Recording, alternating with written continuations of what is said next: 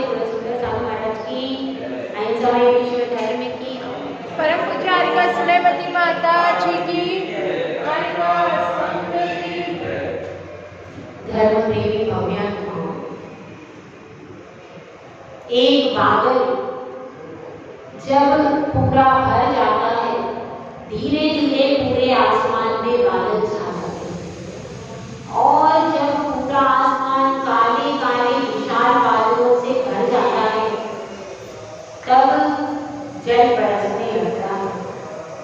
पूरी धरती जलमय हो जाती है, सब घरों की छतों पर जल इकट्ठा हो जाता है। जब बरसात होती है तो वह बरसात सब जगह उस जल को फैला देती है। थोड़ी देर के बाद सूर्य बादलों से बाहर निकलता है और वह अपनी धूप से सबको आक्रांत करने लगता है। जो जमा हुआ जल था वो सूख जाता है और धूप धीरे धीरे घरों में प्रवेश करने लगती है। घरों में भी जहां जहां जल जमा था वह सब सूख जाता है और धरती फिर से दबने लगती है। इसी प्रकार से कोई भी व्यक्ति जब बलशाली हो जाता है, प्रभावपूर्ण हो जाता है, तो वह अपना प्रभाव दिखाए बिना नहीं रहता। पहले घर में सास का प्रभाव रहता था, सास का प्रभाव रहता था और वह पूरे घर को कंट्रोल करती थी। लेकिन अब किसका प्रभाव है? अब बहू का प्रभाव है। अब बहू का प्रभाव है तो पूरे घर को प्रभावित कौन करता है? पूरे घर को प्रभावित कर रही है बहू। इसी प्रकार से कहावत है, जिसकी लाठी उसकी भैंस। जो प्रभावशाली होता है वही इच्छित वस्तु को प्राप्त कर पाता है।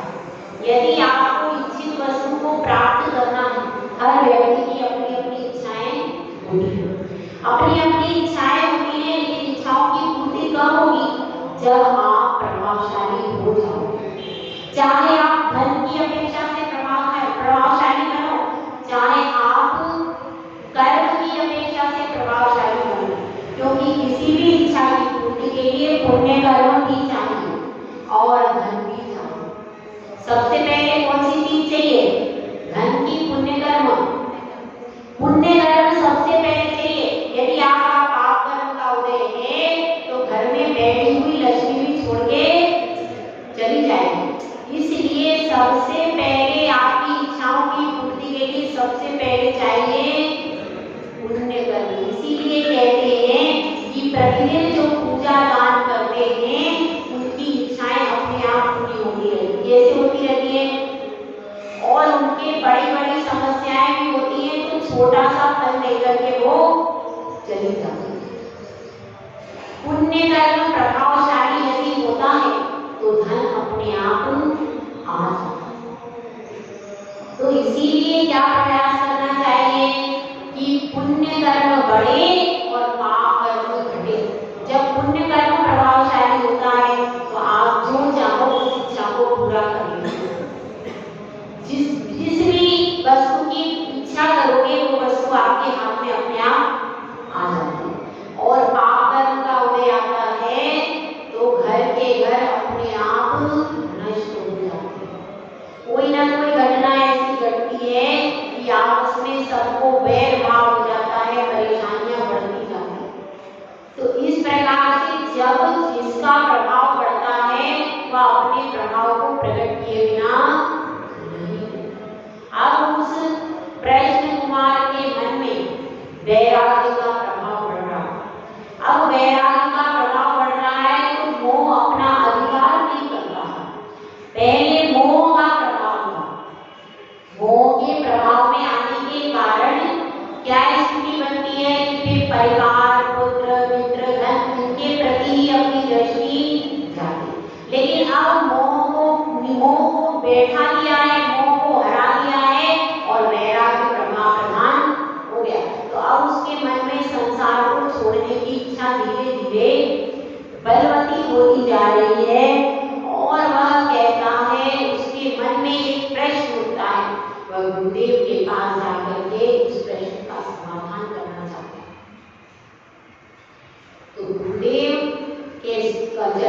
वह निवेदन करता है, हे गुरुदेव, आप यह बताइए, क्या बताइए कि हर जीव अपना हित कैसे करता है?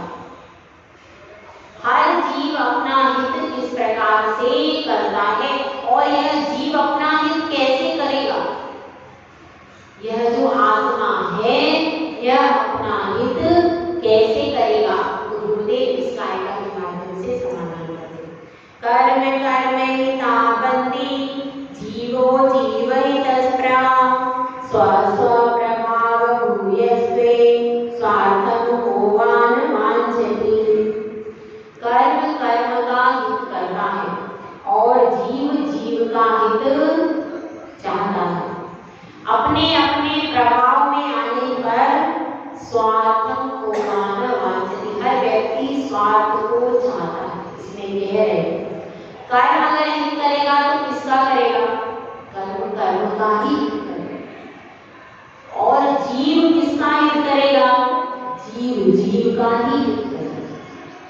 एक अपनी जैन समाज ऐसी है जो कि जैनियों का हित करने वाले बहुत कम है, दूसरी समाजों में नहीं। दूसरी समाज में यदि उनकी समाज का व्यक्ति है तो पूरे लोग उसका हित करेंगे। लेकिन हमारे यहाँ ऐसा नहीं। हमारे यहाँ तो जैनी जैनी को काटते। बहुत कम ऐसे लोग हैं जो कि अपने व्यक्ति को देख करके और उसकी सहायता करना चाहते हैं, उसको धर्म में स्थित करना चाहते हैं। ऐसा कम होता है ना? कम होता है। तो ऐसा कम होता है, जबकि ऐसा होना चाहिए। यदि हमारा कोई भाई है, वह विपत्ति में है, उसके पास धन की कमी है, उसका बच्चा पढ़ नहीं पा रहा, तो क्या करना चाहिए? सब जैनी भाइयों को मिल करके उसकी पढ़ाई की व्यवस्था करना चाहिए। और किसी के घर में परेशानी है तो उस परेशानी को, धन का भी अभाव है और भी किसी प्रकार से वो परेशान है, तो उसको धर्म में स्थित करना चाहिए। क्योंकि धन की परेशानी के कारण कई बार लोग धर्म को परिवर्तित भी करते। तो यह चीज एक व्यक्ति पे यदि विपत्ति आती है तो पूरी समाज को उसके हित में खड़े रहना चाहिए। इससे क्या होता है? इससे हमारी एकता भी दिखती है और दूसरी चीज है, वह व्यक्ति हिम्मत नहीं आता, कोई बात नहीं, मेरे समाज के भाई बंधु तो मेरे साथ में है। तो इसीलिए यहाँ पर बता रहे हैं। लेकिन दूसरी चीजों में ईमानदारी, समाज में ईमानदारी नहीं है, परिवार में भी ईमानदारी नहीं है। एक भाई पर विपत्ति आती है तो दूसरा भाई खड़ा नहीं होता, वो उसी का पैर बांध होता है कि नहीं? ऐसा अगर परिवार में 4 भाई हैं तो एक भाई जा रहा है इधर, दूसरा भाई जा रहा है उधर,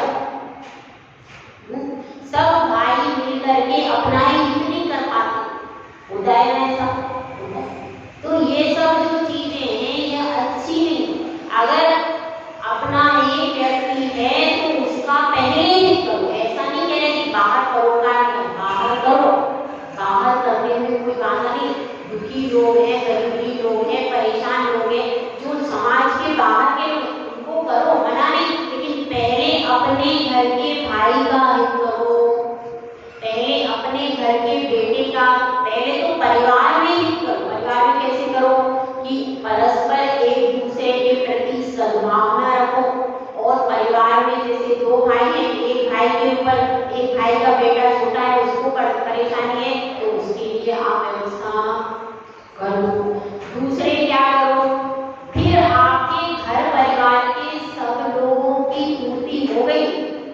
घर में भाई भूखा बैठा है और आप बाहर जाके दान दे रहे हो, आपका दान फलेगा क्या? आपका दान कभी फलने वाला नहीं। पहले घर में जो आपका भाई भूखा बैठा है, घर में माँ भूखी बैठी है, तो पहले उसकी पूर्ति करना जरूरी। उसकी पूर्ति कौन करेगा? बाहर वाले, बाहर आप दान दे जाए, बाहर तो कोई भी दे सकता है, लेकिन तुम्हारे घर में भाई भूखा है, माँ को दिक्कत है, तो उन माँ बाप और भाई बहन का कौन करेगा? बताइए। उनका तो अपने को ही सोचना है। तो यहाँ पर यही बात बता रहे हैं कि जब अपना प्रभाव आ जाए, एक भाई बहुत अमीर है, एक भाई गरीब, अफिलिएट में रहना चाहिए, मैं इसका क्यों हित करूं? नहीं, अगर एक भाई अमीर है, एक भाई गरीब है, तो उसको उसकी सहायता करके उसको सही जगह पर स्थापित करना चाहिए। ऐसी एक घटना है, सत्य घटना बता रही हूँ। एक हमारे संघ में सुमित सागर महाराज जी हैं, उनका बेटा था, उसने अपने उसके घरों में उसने देखा कि अगर बिजनेस में लगा रहे तो उसने 2 भाइयों के लिए पेट्रोल पंप खोल करके दे दी अपने समाज में। अपने रिश्तेदार थे, मगर रिश्तेदारों का भी तो हित कोई नहीं करता भैया, तो रिश्तेदारों को उसने सोचा ये अपने को पेट्रोल पंप का काम करें, तो अपने लिए तो खोल लिया, तो उसके और वह पहले बैठ करके उसको पूरा कैसा कर दिया, अच्छा बना दिया, और फिर उसके बाद अपने भाइयों को उसने उस पर बिठा दिया। ऐसा काम होना चाहिए, बिल्कुल सत्य घटना है। अभी भी वो पंथाना में पेट्रोल पंप चल रहा है।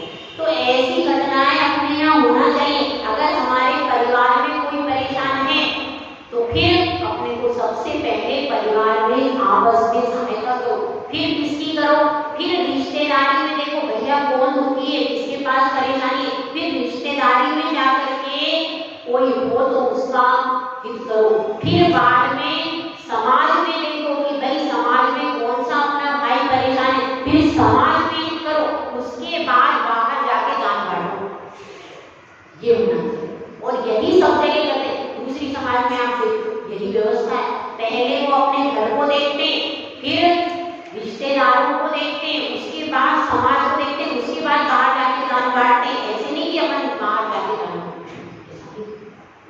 तो ये विधि है, इस विधि को यदि आप फॉलो करोगे तो जैन धर्म का और जैन समाज का भी प्रभाव बढ़ेगा, और हर समाज इस विधि को फॉलो करे, लेकिन एकमात्र जैन समाज इस विधि को फॉलो, इसीलिए परेशान हो।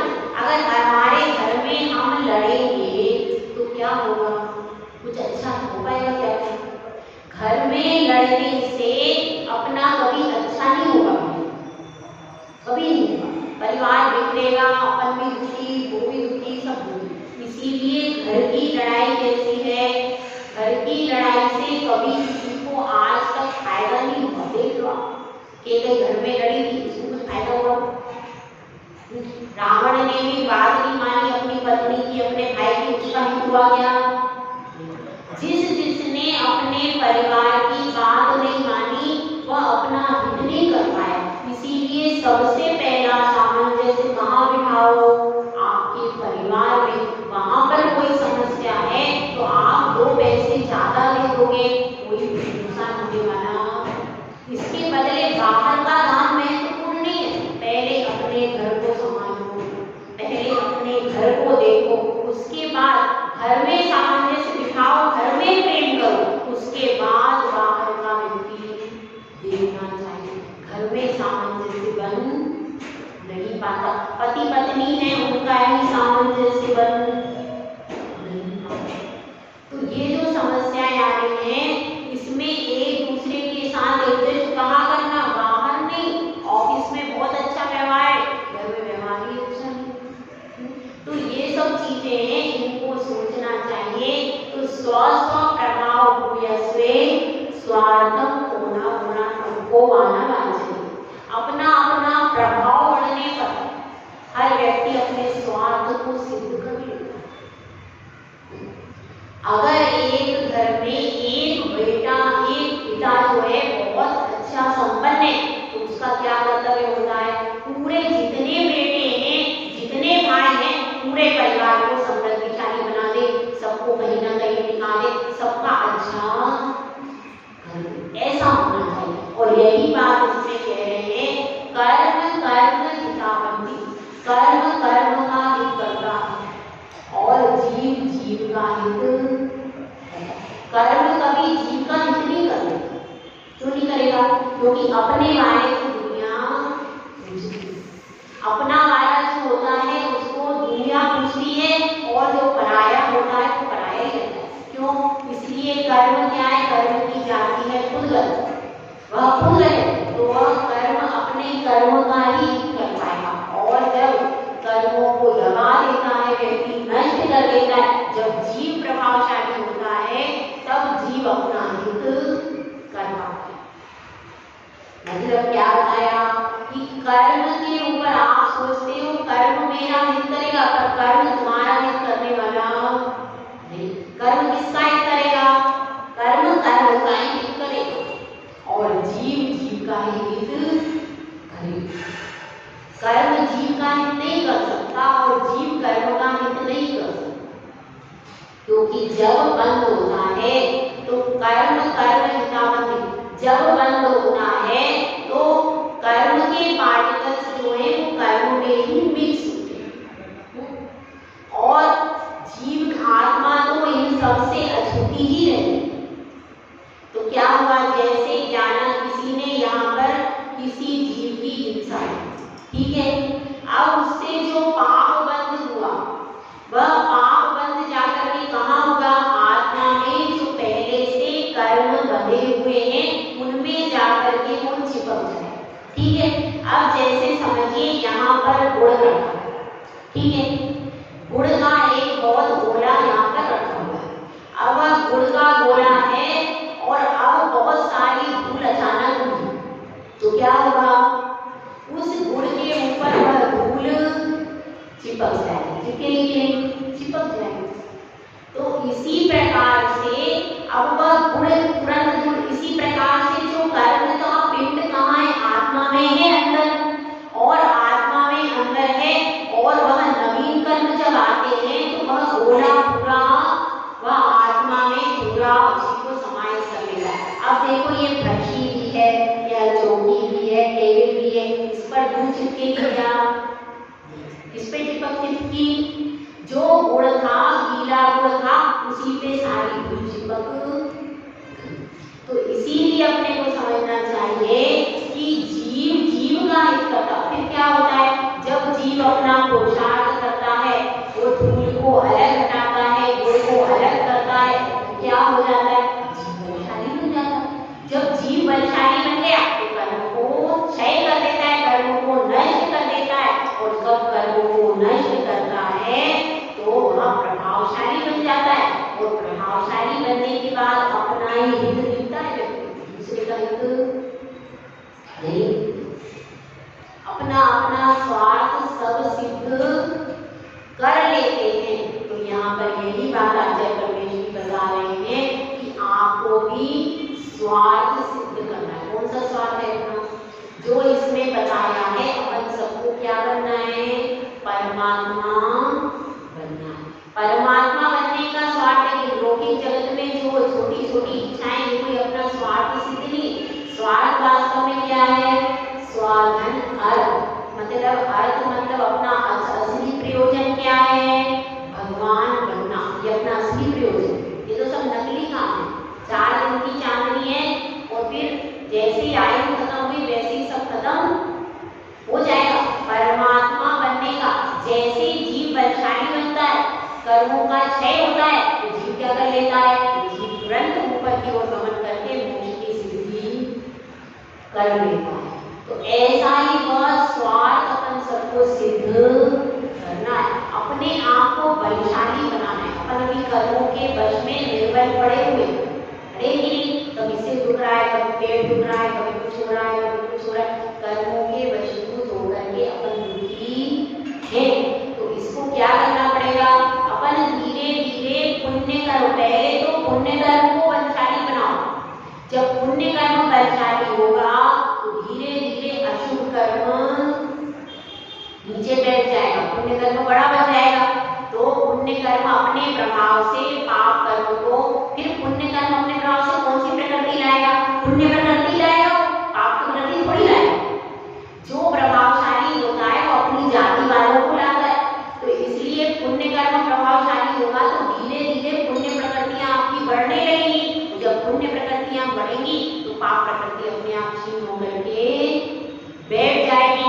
उसके बाद क्या करना पड़ेगा? उसके बाद आपके पास पूरा पुण्य इकट्ठा हो गया तो उससे अनंत पद पाओ, और उसके बाद पूरे पुण्य और पाप दोनों कर्म की प्रकृतियों को क्षय करके फिर भगवान हमेशा के लिए बन जाए। ये तो इसी विधि को आचार्य परमेश जी यहाँ पर बता रहे हैं कि जिसका प्रभाव बढ़ता है वह अपने स्वार्थ को सिद्ध